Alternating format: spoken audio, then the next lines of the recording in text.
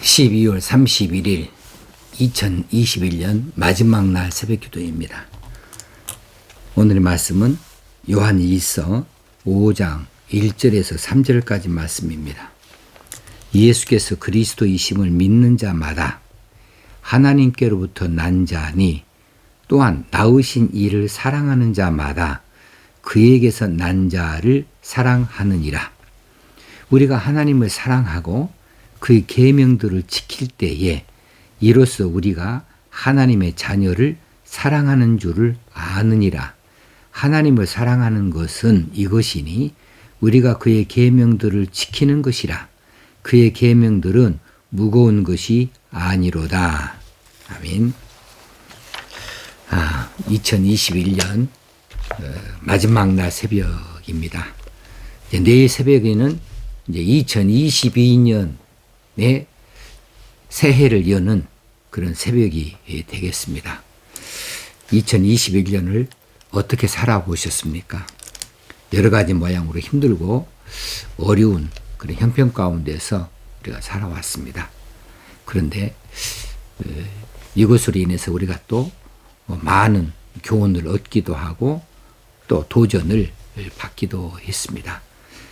그동안에 이 코로나 바이러스로 인하여서 고통을 겪었고 또 활동이 제한되어졌고 또 생활이 여러 가지 모양으로 경제적으로도 힘들어졌는데 그렇게 고통만 겪은 것이 아니라 이 고통의 시간들을 통하여서 뭔가 또 우리가 얻은 것이 있는 줄 압니다.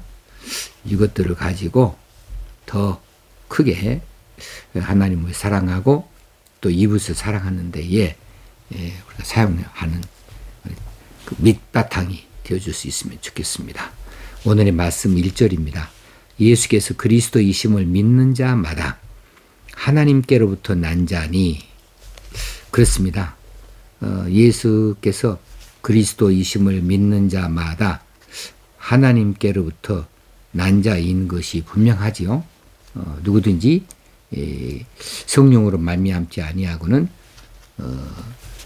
예수를 주라 시인할 수 없다 했습니다. 하나님께로부터 난 자가 예수가 그리스도의 되어지심과 우리의 죄를 대속하여서 십자가에서 죽어주신 분이라는 사실을 믿게 되어지고 그분을 나의 주인이다 이렇게 고백하게 되어지는 거죠. 예수께서 그리스도이심을 믿는 자마다 하나님께로부터 난 자다. 그건 우리가 우리 이성이나 지성이나 감성으로 그렇게 믿어지는 것이 아니고 하나님께서 성령님을 통하여서 우리로 감동을 시켜 주셨습니다. 깨닫게 하여 주셨습니다. 그리고 알게 하여 주셨습니다. 그래서 믿게 되어진 것이지요. 자, 예수님이 그리스도이시라라고 하는 이 문제는 예수님께서 제자들을 가르치실 때에 가장 중요한 주제가 되어졌고요. 따라서 제자들도 초대교회 시대에 세상에 나가서 가장 힘주어서 전했던 주제가 바로 예수가 바로 그리스도이시다. 예수가 바로 메시아이시다. 라는 주제였습니다. 예수가 그리스도이시다 아니다 여기에 따라서 성도 비성도가 갈리는 거예요. 그래서 예수가 그리스도이시다고 고백하는 그리고 믿는 것은 얼마나 중요한 일인지 모릅니다. 그런데 그것은 이건 누구를 설득해서 되는 일도 아니고 무엇을 풀어서 줌으로 되는 것도 아니고 우리 이 영 안에 우리의 본성 안에 우리 마음 깊은 곳에 성령께서 들어오셔서 자리 잡으시고 이 사실을 우리로 믿게 하심으로 우리가 믿어지는 것이지요. 그래서 하나님께로부터 난 자라고 이렇게 말할 수 있는 겁니다. 자, 하나님께로부터 난 자니 또한 낳으신 이를 사랑하는 자마다, 여기서 낳으신 이는 하나님을 말하겠죠. 하나님을 말합니다. 낳으신 이를 사랑하는 자마다 그에게서 난 자를, 여기서 그에게는 또 하나님이죠. 하나님에게서 난 자를 사랑하느니라. 자, 우리가 하나님께부터 난 자입니다. 근데 우리는 하나님을 사랑합니다. 하나님을 우리는 사랑하니까 그에게서 난 자, 그 하나님에게서 난 다른 사람들, 다른 형제, 다른 성도들을 사랑하느니라. 이렇게 말합니다. 우리가 부모님을 사랑하는 일은 자식으로서 당연한 일이죠. 그런데 부모님을 사랑하는 자식은 그 부모님이 낳은 다른 형제도 사랑하게 되어져요. 왜? 부모님을 사랑하니까. 그리고 그 형제가 내 부모님을 내가 모시듯이 그 형제도 같은 부모님을 함께 두게 되어졌으니까 그렇지요. 그래서 내가 부모님을 사랑한다 하는 이라고 부모님이 낳으신 다른 형제를 사랑한다라고 하는 것은 같은 말로 이어질 수 있어요. 내가 내 형제를 사랑하면 누가 기뻐하느냐 하면은 부모님이 기뻐해요. 형제 사이가 다툼이 있으면은 누가 슬퍼하느냐 하면은 부모님에게는 아무런 해가 안 갔는데도 불구하고 부모님이 슬퍼하세요. 형제끼리 미워하게 되면 부모님이 슬퍼하시거든요. 근데 형제끼리 사랑하면 부모님이 기뻐하세요. 자, 부모님이 기뻐하시는 그 일, 그것은 내가 내 형제를 사랑하는 일이다라는 사실입니다. 자, 2절에 넘어갑니다. 우리가 하나님을 사랑하고 그의 계명들을 지킬 때에 이로써 우리가 하나님의 자녀를 사랑하는 줄 아느니라. 자, 여기 2절에서는요. 요한 사도가 지금까지 계속해서 주장해 왔던 것과 좀 다른 형식으로 말씀을 전하고 있습니다. 자, 뭐냐 하면 지금까지는 형제를 사랑하는 것이 곧 하나님을 사랑하는 것이라고 증명을 했습니다. 그런데 본절에서는 거꾸로 뒤집어서 거꾸로 말씀을 하세요. 하나님을 사랑하고 그의 계명을 지키는 것이 형제 사랑의 증거라는 거죠. 그것이 하나님의 자녀를 사랑하는 줄로 아는 것이라고 하는 거죠. 자, 이 두 가지가 다르지 않아요. 서로 다르지 않습니다. 단지 강조점이 어디에 있느냐, 이 강조점의 차이일 뿐이에요. 자, 분명한 메시지는 바로 이겁니다. 성도에게 있어서 형제 사랑은 너무나 중요한 일이다. 그리고 그 형제 사랑하는 일, 그 일은 하나님의 사랑에 근거해 있다, 근거를 두고 있다라고 하는 거예요. 자, 3절에 하나님을 사랑하는 것은 이것이니 우리가 그의 계명들을 지키는 것이라. 그의 계명들은 무거운 것이 아니로다. 그랬습니다. 계명이 또 나옵니다. 2절에서는 우리가 하나님을 사랑하고 그의 계명들을 지킬 때에 우리가 하나님 자녀를 사랑하는 줄을 안다고 그랬는데 여기서 하나님 자녀는 나 말고 다른 성도를 말합니다. 다른 성도를 사랑하는 줄 아느니라 이랬는데 3절에 가서 하나님을 사랑하는 거 그의 계명을 지키는 거 이것을 구체적으로 말해줘요. 하나님을 사랑하는 것이 무엇이냐 이것이다. 우리가 그의 계명들을 지키는 것이라.